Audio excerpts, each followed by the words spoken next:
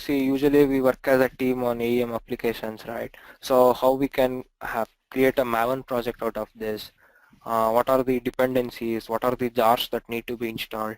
And when you have some content and you have a IDE, how to bring that content in AEM to the IDE? We'll look at exploring the vault, right?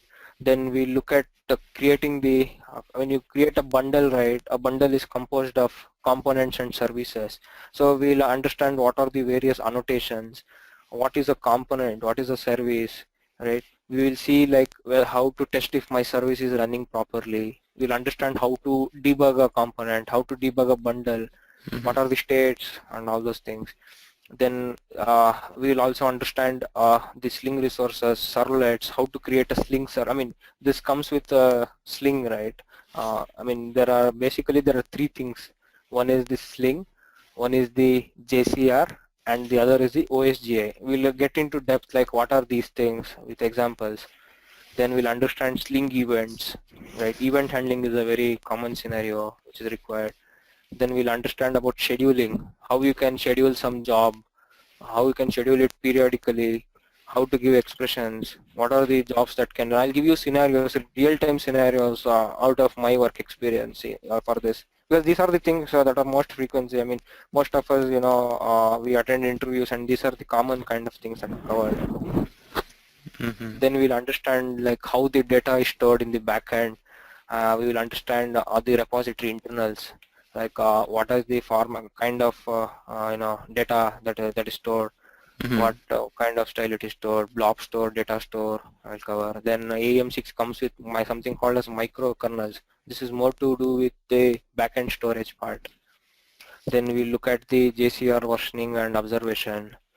Then we look at how the user groups and how the users are created. I'll show you the user console. Then we'll also talk about unit testing. Like usually as developers, right, creating unit tests has become a very mandate now in most of the big organizations.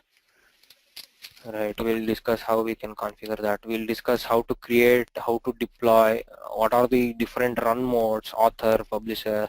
If you have multiple locations, development is happening and you want same configurations, we'll discuss those things. We'll discuss about the dispatcher. Then say suppose you have some third-party system, so you want to bring in data, or you have some web service you want to consume data from that endpoint. What are the approaches that can be used? Then we'll discuss about client library. This what I'm talking is in advanced developer. Then the client libraries, like somebody asked me how I can put AngularJS or any other third-party JavaScript that has to be embedded, how I can do that. Then we'll look at the content migration. Usually this is a very common requirement. You may have some existing CMS tool.